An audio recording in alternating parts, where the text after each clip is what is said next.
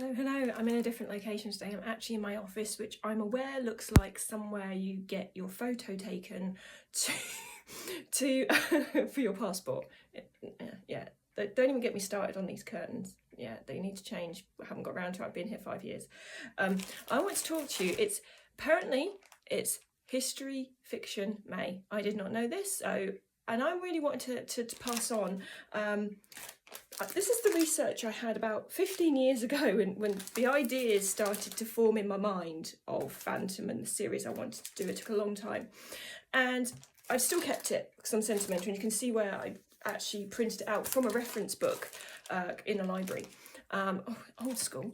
And I wanted to tell you about some of the women that used to harbour the priests in the houses, and that is what gave me the germ of the idea for my first book. And the series of books. So in England, we have all these stately homes, and quite a few of them still have secret corridors and hiding places where Catholic priests were hidden. So if you go and find them, they're amazing. Very tiny, very claustrophobic. And a lot of it was women used to take the risk and hide these people because they didn't want them to be hung, drawn and quartered, which was often what would happen, or be some form of execution.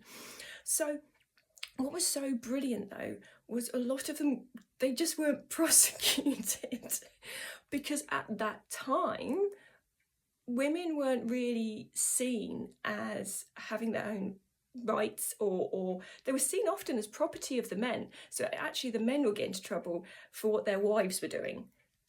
Cunning women here.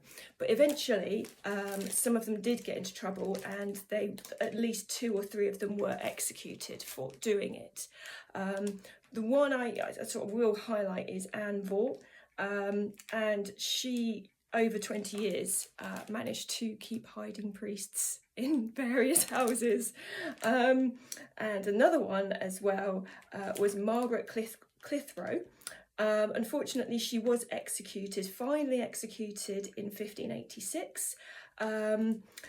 They got her on a technicality because they couldn't actually get her for harbouring a priest because it didn't quite work in the court of law.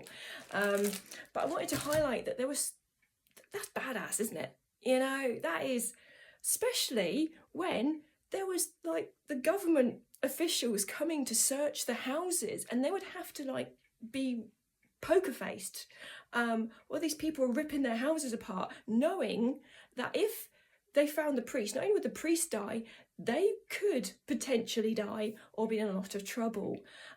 So I thought, do you know what, for History Fiction May, I would pass on that. How old school is this?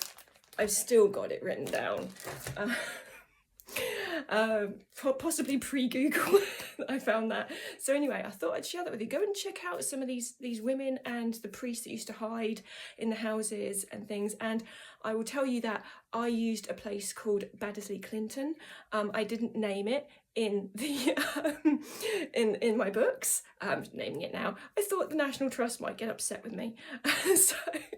But hey, the book's out now and it's not named. Fine. Okay, I'll see you on the next video. Okay, bye-bye.